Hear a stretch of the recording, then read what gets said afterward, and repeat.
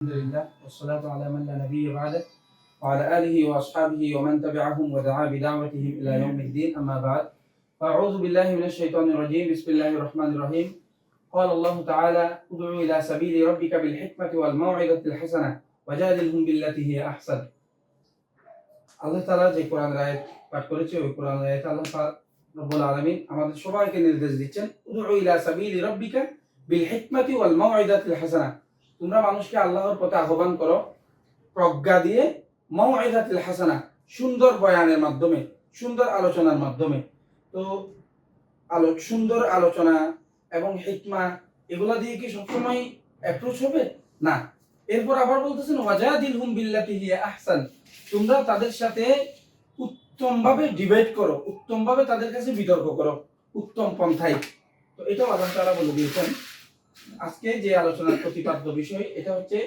ডিসিজ and কিউর আদা ওয়াদ দাওয়া যেটা আরবিতে বলা হয় আর কি যেটা আমরা সহজ ভাষায় ক্রাইসিস সলিউশন বলি মানে যেগুলো অধিক প্রচলিত শব্দ আর কি তো আজকে আমাদের ক্রাইসিস সলিউশনের ক্লাস এই ক্রাইসিসটা আসলে কিসের প্রথমে আমাদেরকে নির্ণয় করতে হবে কিসের ক্রাইসিস নিয়ে আমরা আলোচনা করতে যাচ্ছি আমরা এখানে বসছি এখানে কোনো সমস্যা হচ্ছে আমরা চিল্লায় যাচ্ছি কোনো সমস্যা হচ্ছে আমরা মাদ্রাসা প্রতিষ্ঠা করতেছি কোনো সমস্যা হচ্ছে পীরগণ হাজার হাজার মানুষকে মুরিদ করতেছে কোনো সমস্যা হচ্ছে রাজনৈতিক দলগুলো ইসলামী রাজনৈতিক দলগুলো রাজনীতি করতেছে কোনো সমস্যা হচ্ছে জামাত ইসলামী বা ইসলামী রাজনৈতিক দল আরো যারা যারা আছে সবাই সুন্দরভাবে রাজনীতি করতেছে কোনো সমস্যা হচ্ছে আওয়ামী লীগের ঘটনাটা বিচ্ছিন্ন একটা ঘটনা এটাকে বলা হয় খেলাফি কিয়াস সাজ স্বাভাবিক ঘটনা না এবং বিরোধটাও রাজনৈতিক বিরোধ জামাতের সাথে আদর্শগত বিরোধ না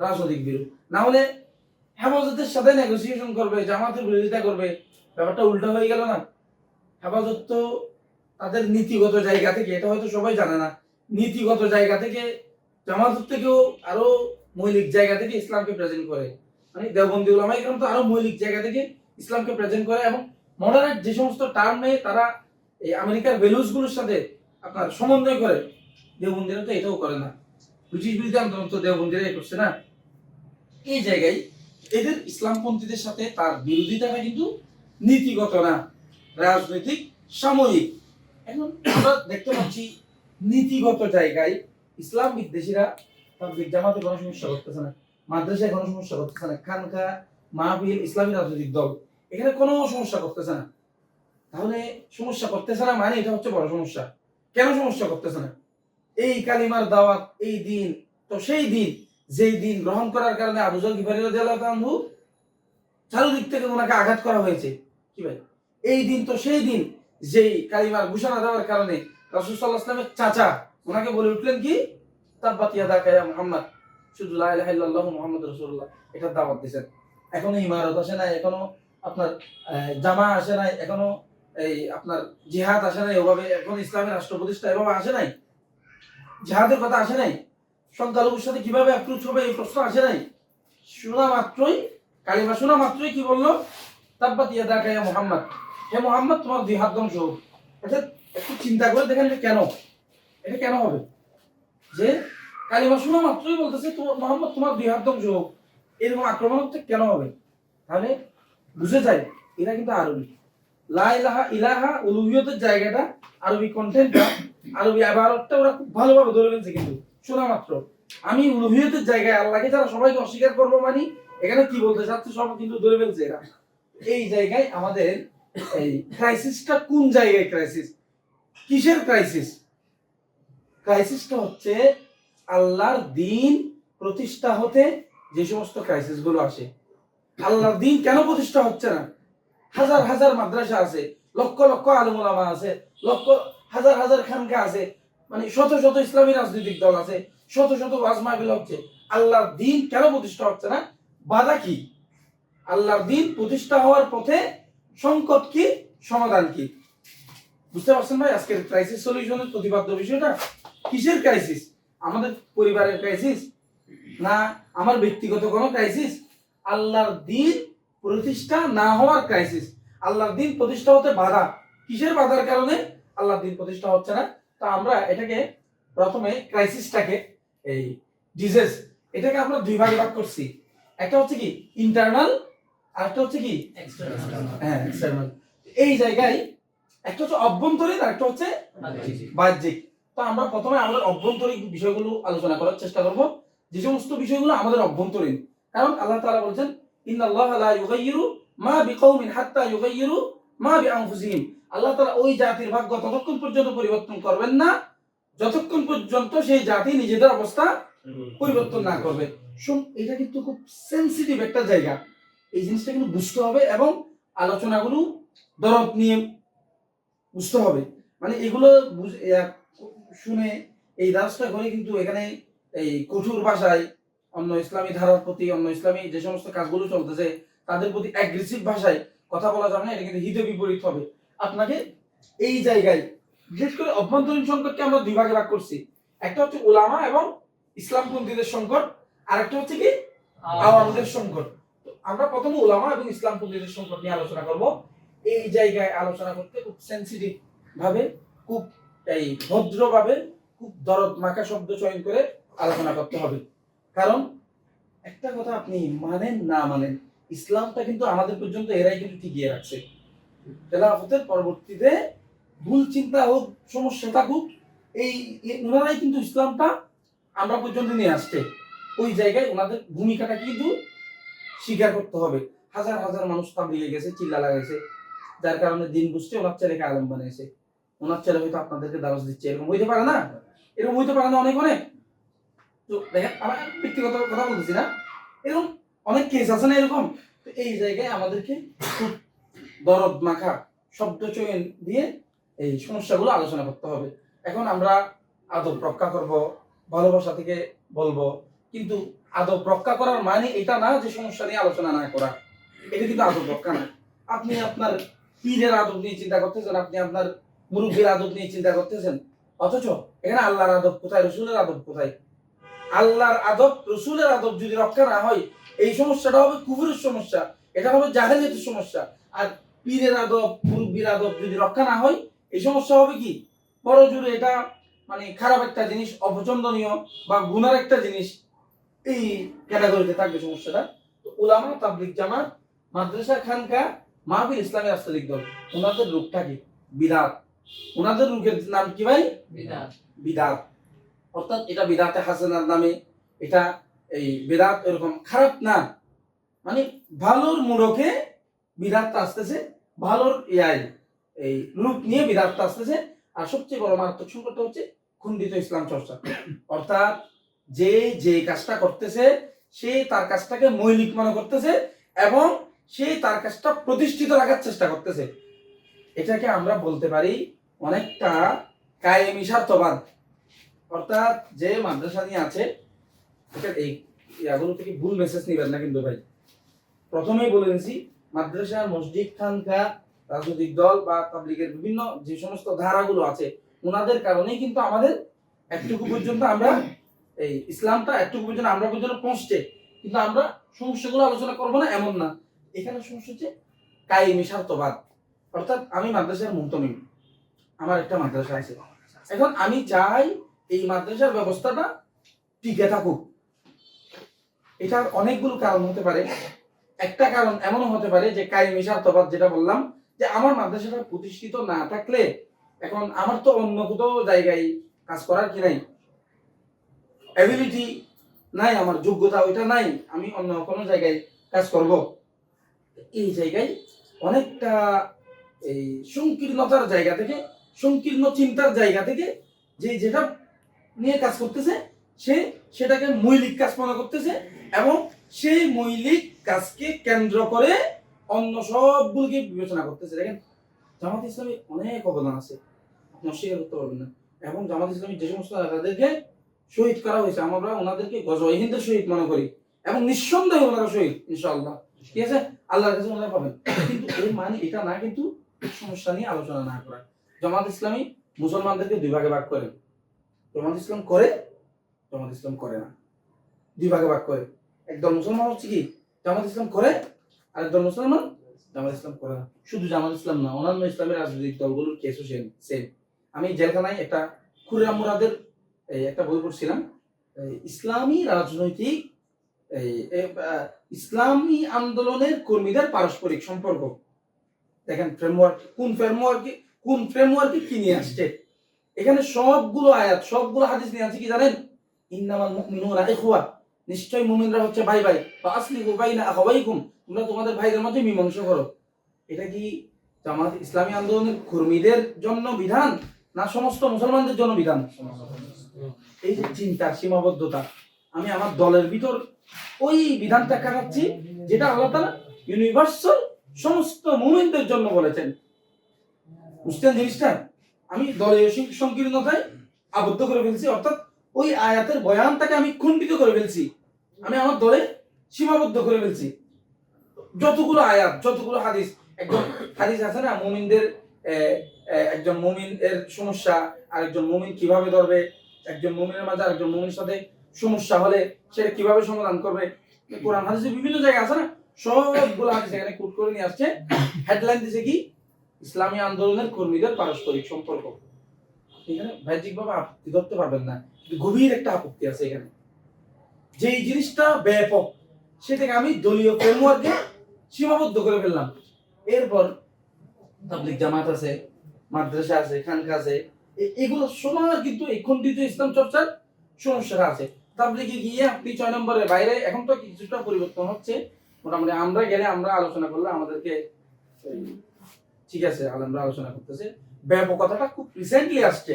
কিন্তু তাবলিগে গিয়ে কোন আলেমও যদি 6 নম্বরের উসুলের বাইরে কথা বলে, ওনাকে কিন্তু নেক্সট উইকে আলোচনা করতে দেন নাই, বা নেক্সট কোন সময় ওনাকে আর ওনার সমস্যা আছে, কারণ উনি 6 নম্বরের বাইরে কথা বলেন।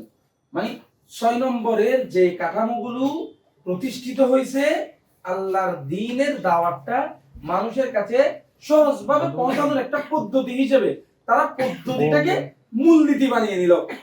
বুঝলেন? পদ্ধতি আর মূলনীতি। এখানে 6 নম্বর সমস্যাটা কি?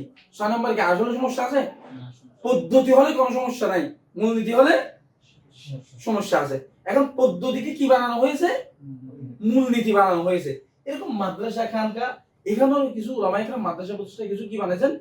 মূলনীতি দিচ্ছেন। দেওবন্দের একটা উসুলে হাসতে গানা আছে। এই উসুলে হাসতে গানাটা এই বিচারে যদি আপনি এই উসুলে হাসতে গানার চোখে যদি আপনি মাদ্রাসাগুলো দেখেন, আপনি দেওবন্দি মাদ্রাসা খুব কমই পাবেন। খুব খুব এই ভদ্র ভাষায় বলতেছি, মানে আপনি দেওবন্দি চিন্তার মাদ্রাসা, দেওবন্দি চিন্তায় যে মাদ্রাসাগুলো গড়ে উঠছে ওই রকম মাদ্রাসা খুব কমই পাবেন।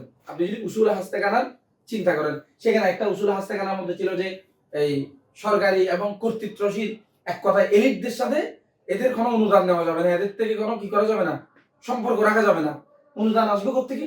প্রান্তিক জনগণ থেকে, একদম সাধারণ জনগণ থেকে। এরাই দিবে, এরাই এই মাদ্রাসাগুলো চালাবে। আমরা আমাদের বড়রা দেখেছে, আমরা দেখি না ওই জিনিস, ওই যুগটা একদম ভালো। যেমন স্যার আজকে থেকে 2-3 জেনারেশন আগেও কৃষকরা মাদ্রাসার সামনে চালের বস্তা এরকম হুজুর, এই বড় বড় আলেমরা ওনারা বসে থাকতেন চেয়ার নিয়ে, ওনাদের কাছে যাওয়ার জন্য কোনো পিএস কোনো কিছু অতিক্রম করতে হইতো না। ওনারা বসে থাকতেন মাদ্রাসার মাঠে, কৃষকরা মাথায় বস্তায় করে এনে বিভিন্ন মাধ্যমে এনে এই হুজুরদের সামনে এই চাউল, এই বিভিন্ন জিনিসপত্র, পণ্য, এগুলো মাদ্রাসার জন্য দিতেন একদম ওপেন সবার সামনে। এখানে কৃষকরা এসে ধান ফেলতেন এক জায়গায়, চাউল ফেলতেন আরেক জায়গায়। এটা ছিল খুব প্রান্তিক মানুষের সহযোগিতায়। এই পর্যায়টা তো এখন আছে বিভিন্ন নেতাদের, বিভিন্ন এমনকি আপোষকামিতার জায়গা। এই জায়গাগুলো আমরা খুব, এই জায়গায় আমি খুব কম কথা বলতেছি, কারণ এটা আপনাদের সমস্যা না, এটা যাদের সমস্যা তাদের ক্লাসে আরো ডিটেলসলি আরো স্পষ্টভাবে বলি কথাগুলো। কারণ এখানে আমাদের কথা বলবে কিন্তু আলেমরা, এখানে সাধারণত কথা বলতে গেলে কিন্তু কি হবে? সমস্যা হবে। তাহলে মোটা দাগে এই জিনিসটা বুঝছেন? খণ্ডিত দিন চর্চা, খণ্ডিত দিন চর্চা। যে যেটা নিয়ে আছে সে সেটাকে মূল মনে করতেছে, পদ্ধতিকে মূলনীতি বানিয়ে নিচ্ছে। পদ্ধতিকে কি বানিয়ে নিচ্ছে ভাই? মূলনীতি বানিয়ে নিচ্ছে। তাহলে তাবলীগের 6 নম্বর উসুল, এটা সাধারণদের জন্য এই দ্বীনি প্রাথমিকভাবে আলোচনা করার জন্য, প্রাথমিকভাবে দ্বীনি বিষয়গুলো বোঝার জন্য প্রাইমারি খুব চমৎকার একটা জিনিস পদ্ধতি হিসেবে। মূলনীতি বানিয়ে নিলে এই জায়গায় সমস্যা। তাহলে এটার সমাধান কি? এটার সমাধান হচ্ছে সিরাতের দাওয়া। সিরাতের দাওয়া, সুন্নাহর দাওয়া, সমস্ত বেদাতি পদ্ধতির সামনে কাকে নিয়ে আসতে হবে? সুন্নাহকে নিয়ে আসতে হবে। এমনকি এই যে আলেমকে আমরা দেওবন্দি নামে চিনি, শেখ মাহমুদ হাসান দেওবন্দি রহমতুল্লাহ আলাইহি, উনি যখন হচ্ছে যে উনি তাজদিদি ওনার চিন্তাটাকে যখন উনি প্রেজেন্ট করতেছেন এবং এই সমস্ত বেদাতি পন্থাগুলোকে যখন উনি চিহ্নিত করছে, হ্যাঁ, উনি ওনার কিতাবে লেখছে যে এখনো আমি এগুলো বলি যে সেই জন্য আমাকে কেউ অদেওবন্দি বলে, মানে উনি দেওবন্দি না, অথচ মাহমুদুল হাসান দেওবন্দি রহমতুল্লাহ আলাইহি ওনার নাম, ওনার এলাকাও ওখানে।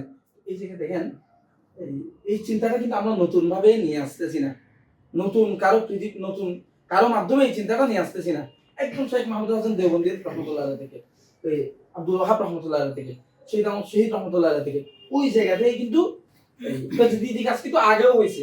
আগে যেগুলো হয়েছে আমরা এগুলোকে সামাজিক ভাবে নিয়ে আনবো, কিভাবে ওনারা এই সংকটগুলো সমাধান করেছেন। তো এই জায়গায় ইসলামপন্থীর ইয়াটা কেন, এখানে হচ্ছে আমরা সুন্নাহর কথা বলবো। আমরা কিসের কথা বলবো ভাই?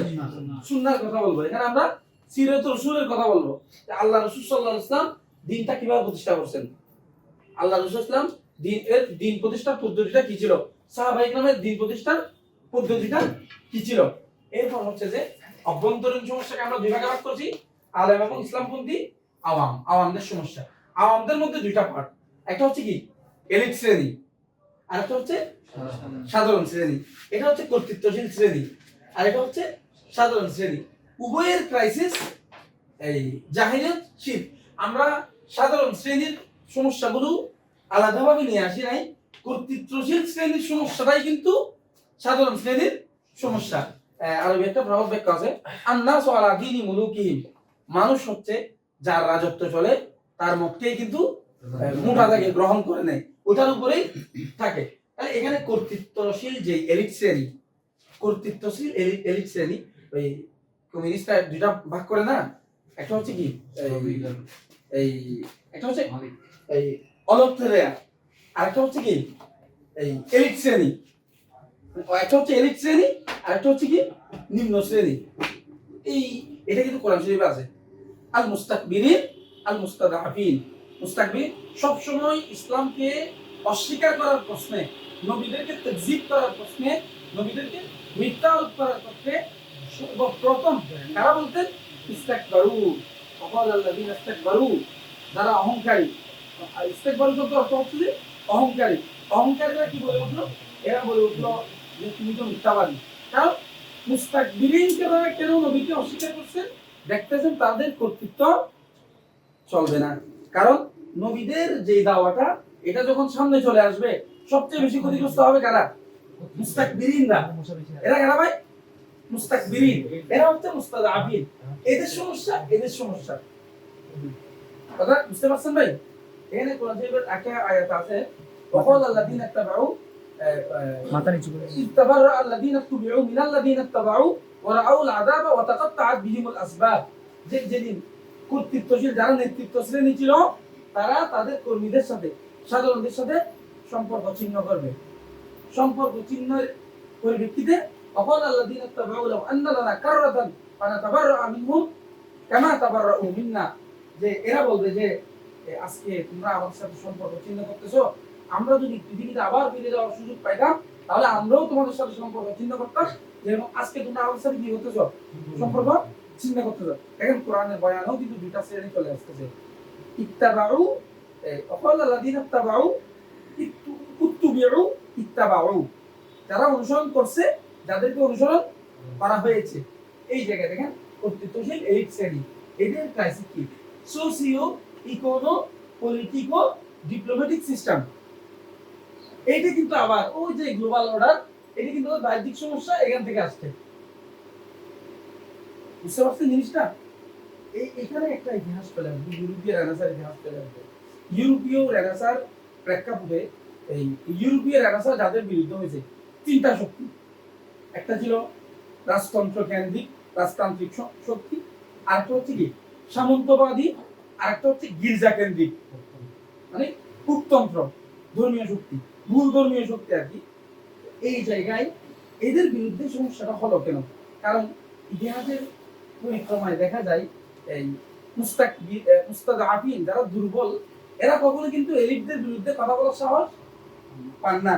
কখনো কিন্তু দুর্বলরা কিন্তু এলিটদের বিরুদ্ধে কথা বলার সাহস পান না, এটা কখনো এই ধরনের ঘটনা হয় না। এই রেনেসাঁয় কি হয়েছিল? রেনেসাঁয় আসলে এই এখানে এই যে তিনটা শ্রেণী বলছিলাম না, আপনার সামন্তবাদ, রাজতান্ত্রিক, আরেকটা হচ্ছে কি কূটতন্ত্র, এই তিনটাই ছিল রেজিমের মোটামুটি মূল এলিমেন্ট। মানে এই যে তাদের জুলুমতান্ত্রিক যে ব্যবস্থা, এটার মূল উপাদান ছিল কি এই তিনটাই। এখন এদের বিরুদ্ধে মাঝখানে কি হয়েছে, একটা মিডল শ্রেণী দাঁড়ায় গেল, মানে মধ্যবিত্ত শ্রেণী। মধ্যবিত্ত শ্রেণী চিন্তা করতেছে, আমরা তো একদম দাসও না, আমরা একদম নিম্নবিত্ত না, আমাদের পড়াশোনা আছে, মোটামুটি ব্যবসায়িক একটা স্ট্যাটাস আছে, ব্যবসায়িক একটা অবস্থান আমাদের আছে, মানে অর্থনৈতিক একটা অবস্থান আমাদের আছে। এখন আমরা কেন শুধু ওদের একচ্ছত্র কর্তৃত্ব মানবো? এরা কি করছে, মিডল শ্রেণী এই নিম্ন শ্রেণীকে উস্কাই দিল, একদম মূল দিয়ে আছে, এটা ওদের বইয়ে লেখা আছে, ওরা স্বীকার করছে। এটা ছিল মধ্যবিত্তের স্বার্থের আন্দোলন। মিডল শ্রেণী কাদেরকে উস্কাই দিল? নিম্নবিত্তকে উস্কাই দিল এলিট শ্রেণীর বিরুদ্ধে। এবং অনেক ঘটনা মোটামুটি মোটা থাকে, আমরা আমাদের পয়েন্টে যদি সীমাবদ্ধ থাকি, ইউরোপীয় রেনেসাঁ থেকে যে সমস্ত ইজম জন্ম নিয়েছে, সেই সমস্ত ইজম ব্রিটিশ সময়ে এবং ব্রিটিশ পরবর্তী সময়ে তারা ইন্টেলেকচুয়ালি তারা আমাদের উপর কি করছে, এগুলা চাপাই দিছে। অর্থাৎ আপনি গণতন্ত্র বলেন, সমাজতন্ত্র বলেন, জাতীয়তাবাদ বলেন, এগুলো কখনো মুসলিম সমাজের মধ্যে এগুলো কখনো মূল বিষয় ছিল না, এগুলো ছিল আনুষঙ্গিক বিষয়। এগুলোকে চাপাই দিছে কারা? তাহলে গণতন্ত্র এটা আরোপিত, শক্তিশালী শক্তি, কিন্তু আরোপিত। আপনি বলবেন এই ডেমোক্রেসি এটা আরোপিত, এটার সাথে আমাদের সমাজের কি নাই সম্পর্ক নাই, এটার সাথে আমাদের প্রান্তিক জনগণের কোনো কি নাই সম্পর্ক নাই, গণতন্ত্র এটা আরোপিত। এখন এই যে গ্লোবাল অর্ডার বাহ্যিক সমস্যার একটা শাখা হচ্ছে কি পরোক্ষ, অর্থাৎ তাদের যেই তারা যে আর আমাদের উপর যে আঘাতটা করতেছে, আঘাতটা পরোক্ষ, সেটা হচ্ছে কি গ্লোবাল অর্ডার। গ্লোবাল অর্ডারের এই সমস্যাটাই কিন্তু আমাদের আওয়ামদের ব্যাপক সমস্যা। আপনি দেখেন না, যে মানুষটা আওয়ামী লীগ করে, যে মানুষটা বিএনপি করে, সে কিন্তু অসুস্থ নামাজ পড়ে এবং আলেমদেরকে সুযোগ পায় দেখা দিয়েও দেয়। আলেমদের আমরা ভালো করে নিই, হাদিয়া দেওয়ার সুন্দর আরো বুঝতে দেওয়া ভালো জিনিস না। হ্যাঁ, সমস্যা নিয়ে আলোচনা করলে তো ভাই হাদিয়া নেক্সট টাইমে দিতে পারে, নাও দিতে পারে। ঠিক আছে, এই জায়গায় হচ্ছে এই আমরা শোষণের মতো আর কি, এখানে এই জায়গায় সমস্যা আর কি, এখানে কায়েমি স্বার্থ করে বললাম না, যে কোনো ভাবে কুকুরের সাথে আপোষ করে হলেও এটা টিকিয়ে রাখতে হবে। এই সমস্যাটা আসলো থেকে গ্লোবাল অর্ডার থেকে। গ্লোবাল অর্ডার আসলো থেকে ইউরোপীয় রেনেসাঁ থেকে। ইউরোপীয় রেনেসাঁর সমস্যা কি? ইউরোপীয় রেনেসাঁর সমস্যা সবচেয়ে বড়, তাদের ক্রাইসিস এবং সলিউশন উভয়টাই বাইবেলি সভ্যতার সমস্যা এবং বাইবেলি সভ্যতার সমাধান। বুঝতে পারছেন জিনিসটা? বাইবেলের সমস্যা, বাইবেলের সমাধান। এবং এই যে তিনটা কর্তৃত্বশীল শ্রেণীর বিরুদ্ধে যে দাঁড়াই গেল, রাজতন্ত্রের বিরুদ্ধে দাঁড়াই গেল, সামন্তবাদের বিরুদ্ধে দাঁড়াই গেল, এগুলো স্বাভাবিক ঘটনা ছিল। কিন্তু ধর্মের বিরুদ্ধে কেন দাঁড়াই যাবে? মানুষ কেন ধর্মের বিরুদ্ধে দাঁড়াবে? এটার কারণ ছিল এই খ্রিস্টান যে ধর্মগুরুরা, পুপরা এমন সব উদ্ভব কথা বলতো মানুষকে ইমপ্রেস করার জন্য, যেগুলো না তাওরাত ইনজিলে আল্লাহ অবতীর্ণ করেছেন, না ঈসা মুসা আলাইহিস সালাম বলেছেন। এমন সব কথা উদ্ভব বলতেন। বলেন কিয়ামত সম্পর্কে, বিশ্বজগৎ সম্পর্কে আপনি মনে রাখবেন সবসময়, ইসলামের কথাটা কিন্তু ব্যাপক, এজমালি, ব্যাপক ব্যাখ্যার সম্ভাবনা রাখে, যেটা আমরা এজমালি বলে থাকি। কোরআনের কথাটা এজমালি, কোরআন কখনো তারিখ ধরে কথা বলবে না, হাদিস কখনো তারিখ ধরে কথা বলবে না। আপনাকে জাহিলিয়াতের কিয়ামতের যে উপাদানগুলো, কিয়ামত আসার যে এলিমেন্টগুলো, এগুলো আপনাকে বলা হবে যে এটা এই কিয়ামত আসার উপাদান কি। ইয়াতাকারাবু জামান ওয়া ইয়ানফিস সুখু ওয়া ইয়াকসিরুল হারজ। ক্বালু ইয়া রাসূলুল্লাহ ওয়া মাল হারজ? ক্বালা আল কতল। যে কিয়ামত সময় সংকুচিত হয়ে যাবে, এই ফিতনা প্রকাশ পাবে এবং হারজ বেড়ে যাবে। ইয়া রাসূলুল্লাহ, হারজ কি জিনিস? হারজ হচ্ছে হত্যা করা। যে ব্যক্তি হত্যা করতেছে সে জানবে না সে কেন মারতেছে, যাকে হত্যা করা হচ্ছে সে জানে না সে কেন মারতেছে, হচ্ছে না? এখন উপাদানগুলো আমাদের সমাজে আছে কিনা, জাহিলিয়াতের উপাদানগুলো, কিয়ামত আসার যে উপাদানগুলো, হ্যাঁ, এগুলো আমাদের সমাজে আছে কিনা? হ্যাঁ, ব্যাপকভাবে আছে। এই সমস্যাটা কিন্তু আমাদের সমস্যা। এখানে এখানে সমাধান হচ্ছে আকীদার জায়গা। এখানে মূল সমস্যা কিন্তু অজ্ঞতা। ওনারা কিন্তু সরাসরি এই আওয়ামগুলো সাধারণ ভোগ কর্তৃত্ব ছিল। আমরা কিন্তু ব্যক্তিকে আলাদাভাবে তাকফীর করি না, ইন্ডিভিজুয়ালকে তাকফীর করি না, সিস্টেমকে তাকফীর করি। আমরা কাকে তাকফীর করি ভাই? সিস্টেমকে তাকফীর করি। এখন তাকফীর ব্যক্তিকে করি না, এটার মানে কি এই যে ব্যক্তি তাকফীরের বাইরে, ব্যক্তি কাফের না এটাও আমরা বলবো না, ব্যক্তি মুসলমান এটাও আমাদের বলতে সাবধানতা অবলম্বন করতে হবে। তো আমরা তাকফীর করতেছি না, কাফের ঘোষণা দিচ্ছি না, এটা কি কারণে? এটা আমাদের কিছু স্ট্র্যাটেজিক কারণে, আমাদের কিছু মূলনীতির ভিত্তিতে আমরা করতে পারতেছি না। কিন্তু আল্লাহর কাছে সে ঈমানদার কিনা, এত সমস্যা থাকার পরেও তার মধ্যে ঈমান ভঙ্গের কারণ মুআল্লাদ বিল কুফর, কাফেরের সাথে বন্ধুত্ব, ইস্তিআনাত আলা ইস্তিআনাত বিল কুফর, কুফার কাফেরদের সহযোগিতা করার ঈমান ভঙ্গের কারণটা পাওয়া গেছে। এত এত এত এত ঈমান ভঙ্গের কারণ পাওয়া গেছে, সে ইসলামিক বিধান মিথ্যা বিদ্রুপ করতে দেয়। এত কিছু পাওয়ার পরেও ভাই যদি সে মুসলমান থেকে যায়, ঈমানটা কি ভাই নাউজুবিল্লাহ মাআযাল্লাহ, এটা কি জুতা চোরের সম্মান নাকি? সারাদিন বাইরে দিলেও তার সম্মানটা যায় না? এটা কি এরকম এত মানে এটা কি জুতা চোরের সম্মান নাকি? যে সারাদিন বাইরে যাচ্ছে তারপরে যাচ্ছে না এটা? হ্যাঁ, এত সমস্যা পাওয়া যাচ্ছে তারপরে সে কাফের হবে না মুসলমান থেকে। তো আমরা কাফের ঘোষণা করতেছি না যে ইন্ডিভিজুয়াল কে, কিন্তু সে তো মুসলমান কিনা চিন্তা করেন না, এতগুলো কুকুর তার মধ্যে পাওয়া যাচ্ছে এবং এটা সচেতন অবচেতন উভয় পাবে। এই জন্য উম্মার সবচেয়ে মুতাদিল ব্যক্তি, এই উম্মতের সবচেয়ে নিউট্রাল, সবচেয়ে মুতাদিল, সবচেয়ে উদারপন্থী ব্যক্তি আবুল হাসান আলী নদভী রাহমাতুল্লাহ আলাইহি। উনি এই এই এই গোষ্ঠীতে উনি একটা শব্দ বলেছেন, সাবকনসাস মুরতাদ। সাবকনসাস কি মুরতাদ? অবচেতন মুরতাদ। মুরতাদ শব্দের উল্লেখ করছে কে? আবুল হাসান আলী নদভী। মানাজি বলেন, ট্যাগ লাগান, আবুল হাসান আলী নদভী রাহমাতুল্লাহ বলেন সাবকনসাসলি মুরতাদ, অবচেতন মুরতাদের। এই যে মুরতাদ সে নিজেও জানে না। এই জায়গায় সমাধান হচ্ছে যে আকীদার দাওয়া, আকীদার দাস, আকীদার দাওয়া, আকীদাটা বুঝে দেওয়া।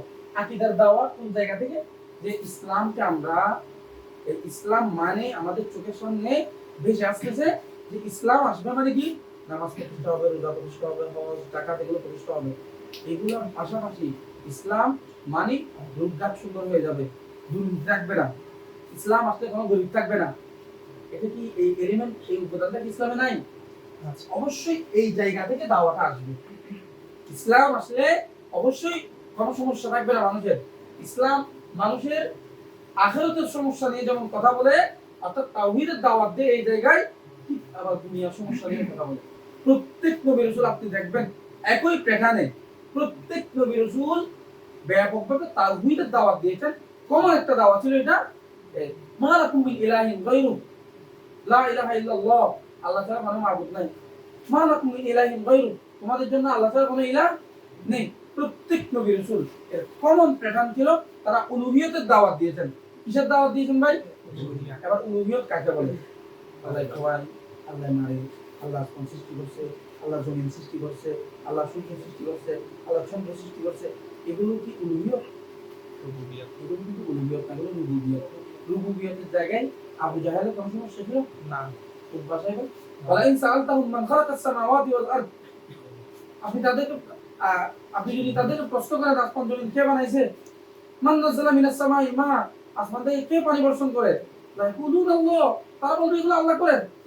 এরকম ওয়ালাইন সাআলতাহুম বিভিন্ন জায়গায় কোরআন দিয়ে বেশি। আপনি তাদের প্রশ্ন করুন যে আসমান কে বানাইছে, জমিন কে বানাইছে। এরা, আবু জাহেল কখনো আসমানের সৃষ্টির কথা বলে নাই। আবু জাহেল কখনো সূর্যের নিয়ন্ত্রক দাবি করে নাই নিজেকে। আবু জাহেল কখনো চন্দ্রের নিয়ন্ত্রক দাবি করে নাই।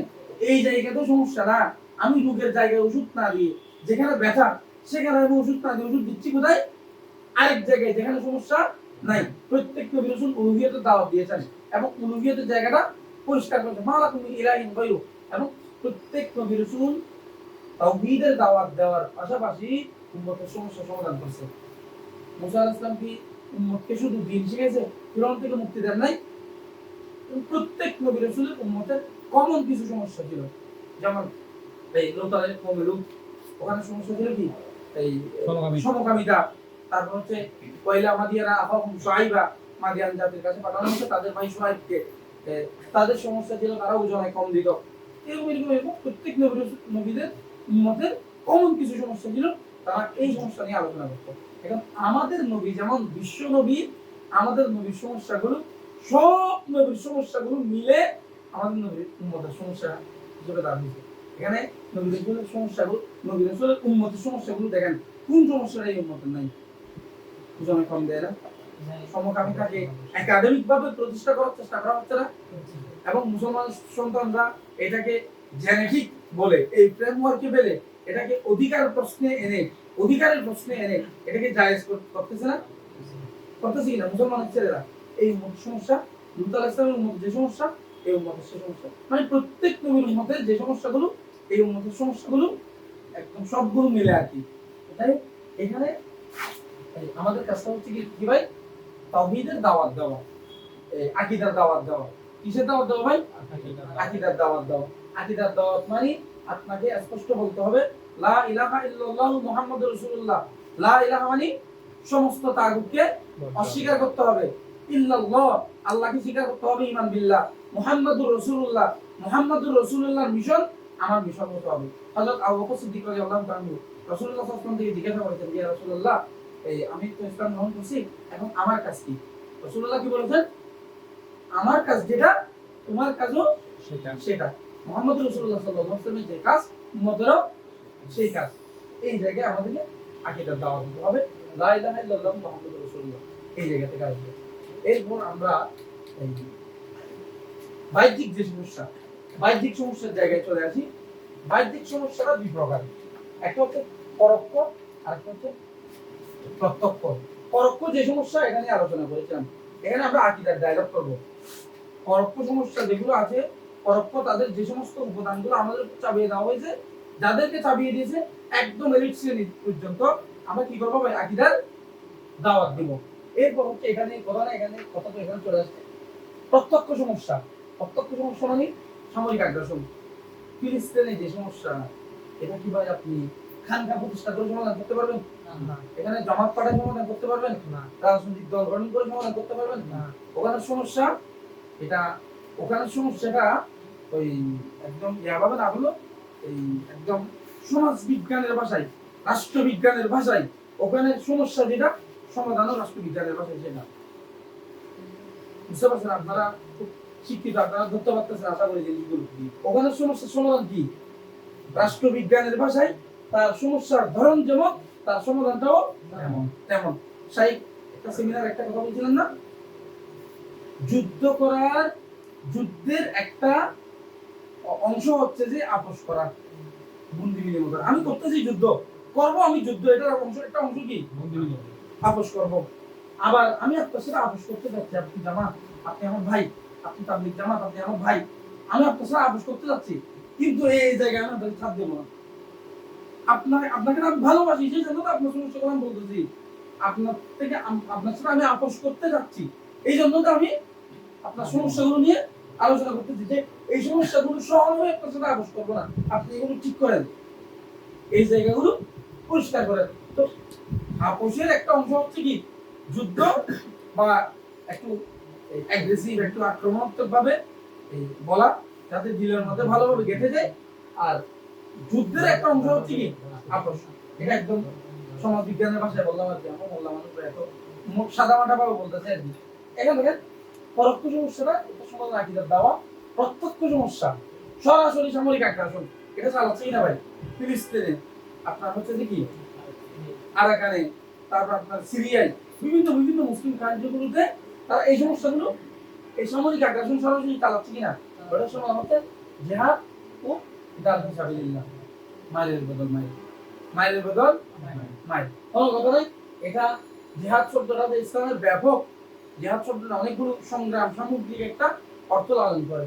কিতাবকে আমরা আলাদাভাবে নিয়ে আসার দরকার নাই, সমাজ বিজ্ঞানের ভাষায় মায়ের বদল মায়ের। অকাতিলুল্লাযিনা ইউকাতিলুনাকুম, তোমরা যুদ্ধ করো যারা তোমাদের বিরুদ্ধে কি করে? যুদ্ধ করে। তোমাদের বিরুদ্ধে যারা যুদ্ধ করে, তোমরাও তাদের বিরুদ্ধে যুদ্ধ করো। এই জিনিসটা বুঝতে হবে ভাই, নাকি এখন নেমে যাবেন এখান থেকে? হ্যাঁ, এগুলো প্যাটার্ন বুঝতে হবে, প্রায়োরিটি বুঝতে হবে, কিভাবে নামবেন, বিজয়টা নিশ্চিত করতে হবে। এই জায়গায় দেখেন, এই জায়গায় সমস্যার সমাধান হচ্ছে কি জিহাদ ও কিতাল ফি সাবিলিল্লাহ। এই জিনিসটা বুঝতেন ভাই, আমাদের যে এই সমস্যা, সমস্যা কেন্দ্রিক সমাধান, এই জিনিসটা বুঝতেন ভাই। হ্যাঁ, তারপর আসতেছে এই রোগ নিরাময়, কি আপনারা এখন না এটা সবগুলো সমস্যা আম ব্যাপক সমাধান হচ্ছে কি ইমারা, জামাআত, তারবিয়া, কোরআন এবং সিরাত, দাওয়া, আকীদা সংশোধন, হিজরত, ইদাত, জিহাদ। শেষ, লেখা আছে সবগুলো কনসেপ্টগুলো বুঝতে দেন। ইমারা প্রতিষ্ঠা করেন।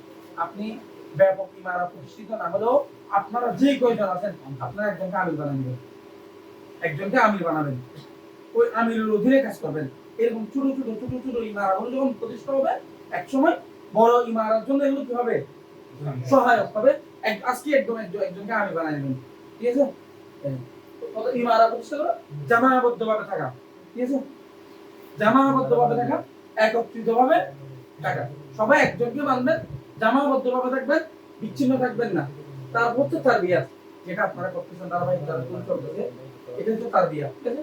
পাঠ্যক্রমগুলো করতেছেন, এই দারুল কোরআনের দারুল করতেছেন, এটা সিরাত প্লাস কোরআন প্লাস সিরাতের কি তারবিয়াত। তারপর দাওয়া ও আকীদা সংশোধন, দাওয়া ও আকীদা সংশোধন, দাওয়া দিতে হবে, কোন জায়গায় দাওয়াতটা দিতে হবে, দাওয়াটা দিতে হবে যেই জায়গায় ওষুধ সেই পরিমাণ, সেই জায়গায় সমজাতীয় ওষুধ, যেটা যেখানে জরুরি, এই জায়গায় আকীদা সংশোধন করতে হবে। আকীদার সংশোধন এই জায়গায় আমাদের একটা কাফেরদের ভাষায় আমরা একটা কথা বলি যে আমাদের দাদারা ইসলাম নিয়ে আসছে, পীররা বুজুর্গরা ওরা কম বসছে, তোমরা আবার কোনটা নিয়ে আসলো। অথচ একজন মুমিনের ধারণা হচ্ছে 30 বছর ধরে যদি আমি ভুল আমল করি, যখনই আমার কাছে প্রমাণ হয়েছে এটা ভুল আমল, এটা সঠিক না, সাথে সাথে আমি কি গ্রহণ করবো, সত্যকে গ্রহণ করবো। সত্যকে গ্রহণ করার ক্ষেত্রে কোনো কি নাই, সংকীর্ণতা নাই। কোরআন শরীফে আছে এই ওয়াইদা কিলা মুত্তাবিউ মা আনজালাল্লাহ ক্বালু বাল নাত্তাবিউ মা আলফাইনা আলাইহি আবাআনা, তাদেরকে যখন বলা হয় অনুসরণ করো যা আল্লাহ অবতীর্ণ করেছেন তার, তারা কি বলে বাল নাত্তাবিউ মা আলফাইনা আলাইহি আবাআনা, আমরা তারই অনুসরণ করব যে অবস্থায় আমরা আমাদের পূর্বপুরুষদেরকে পেয়েছি। এই জিনিসগুলো তো বুঝতেছেন, মূল বোঝার বিষয় কিন্তু এটা। এই জিনিসটা কোন একজন ভাই দাঁড়িয়ে বুঝাইতে পারবেন? ঠিক আছে, ওমা আলাইনা ইল্লাল বালাগ।